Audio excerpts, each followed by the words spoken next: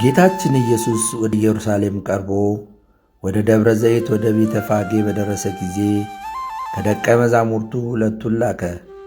እንዲህም አላቸው፣ በፊታችሁ ወዳለችው መንደር ሂዱ። ያን ጊዜ የታሰረች አህያ ከውርንጭላይቱ ጋር ታገኛላችሁ። ፍቱና አምጡልኝ። ምን ታደርጋላችሁ የሚላችሁ ቢኖር ጌታ ይሻችኋል በሉ።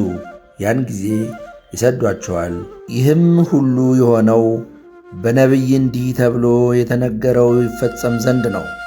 ለጽዮን ልጅ እነሆ የዋህ ንጉሥሽ በአህያይቱና በአህያይቱ ውርንጭላ ላይ ተቀምጦ ወደ አንቺ ይመጣል በሏት።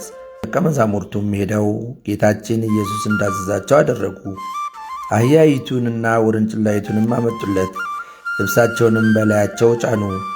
ጌታችንም ኢየሱስ በእነርሱ ላይ ተቀምጦ ብዙ ሕዝብ ልብሳቸውን በመንገድ ላይ አነጠፉ። ሌሎችም ከዛፎች ጫፍ ጫፍ እየቆረጡ በመንገድ ላይ ያነጥፉ ነበር። በፊቱ የሚሄዱትና የሚከተሉት ሕዝብም ሆሳዕና ለዳዊት ልጅ፣ በእግዚአብሔር ስም የሚመጣ ብሩክ ነው፣ ሆሳዕና በአርያም እያሉ ይጮኹ ነበር።